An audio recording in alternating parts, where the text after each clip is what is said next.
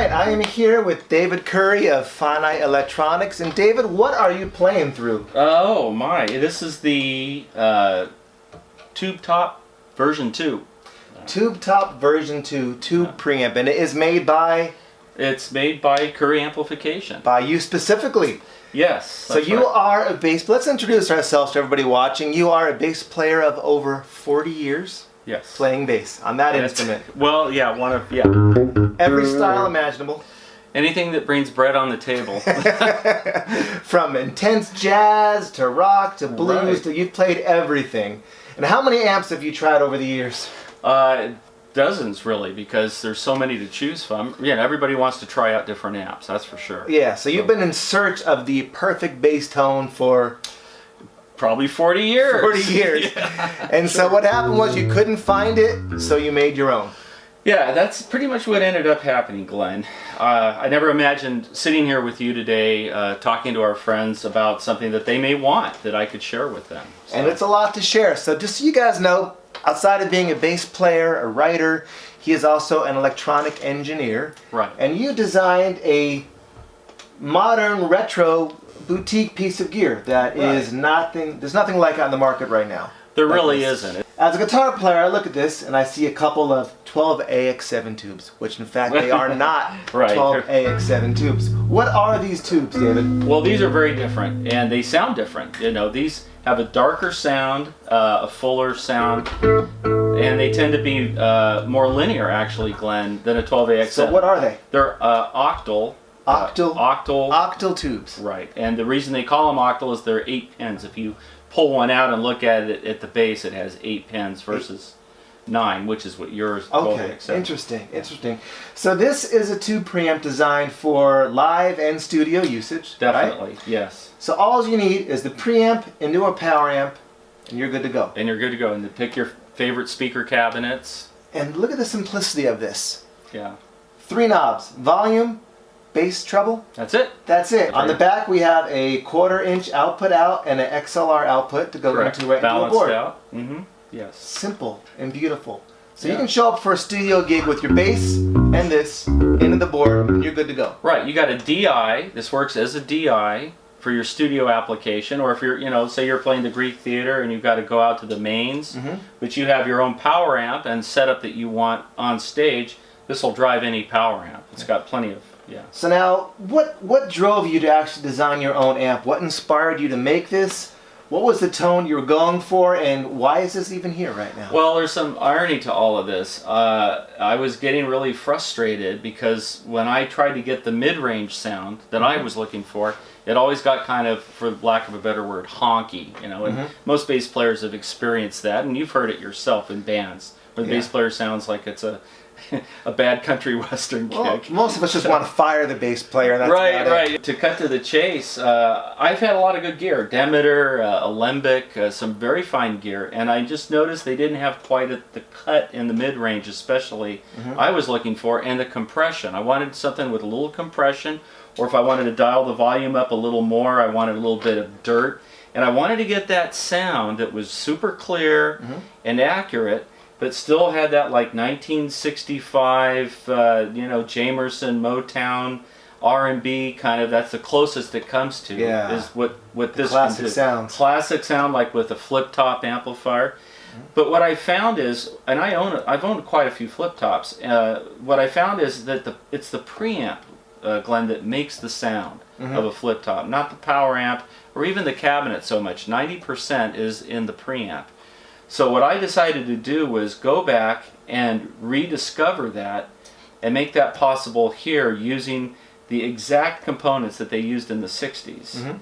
Carbon compression resistors, capacitors made of paper and oil that were standard back then, and other devices that are exactly the same as what they had back in the 1960s. So this is the real deal. These are real components. These are handmade components by you. Right. Everything is assembled by hand. Even the wiring is cloth, cotton wiring. You don't get better than that. Yeah, it's all point to point. It's all exactly done like they did. So this is a little tank right here. It's a little tank. Simple, beautiful, and clean. That's nice. There's been such a rebirth of vintage gear in in the form of boutique pedals, in the form of private made amplification. Now there's so many brands that are made just by players like you, and now we have a preamp to give you that amazing bass tone. And listen to how incredible this sounds over some drum tracks. Play us away, Davey.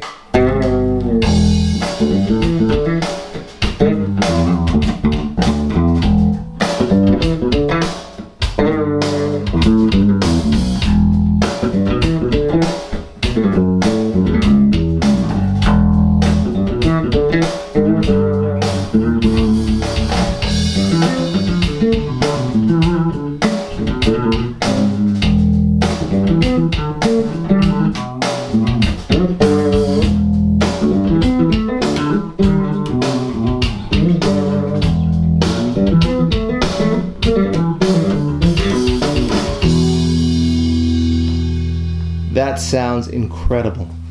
So there you have it. That is the tube top, the Curry tube top in action in the studio, and that's the tone you will get when you buy this preamp. Yeah, bad notes not included. Bad notes not included. So you have 40 years of bass experience and tone into this design. Yeah. So who is this for?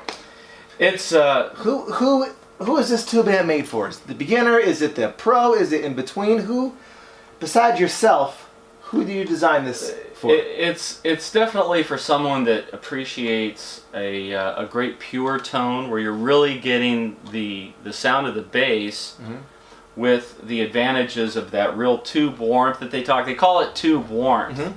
But what a lot of people don't understand, I guess because I'm an engineer, I look at things a little differently, is the only reason something sounds like a tube usually is if it goes through a tube, right? I mean, that makes sense. And same with solid state. If it goes through a transistor, it sounds like a solid state amp, more and more. Well, the more vacuum tubes, like high-end, like Macintosh, high-end amplifiers, they'll have like 7 or 8 tubes, even more than you really need to amplify it. But why? Well, because it makes the sound warmer and you get the overtones you want that are, consistent with vacuum tubes.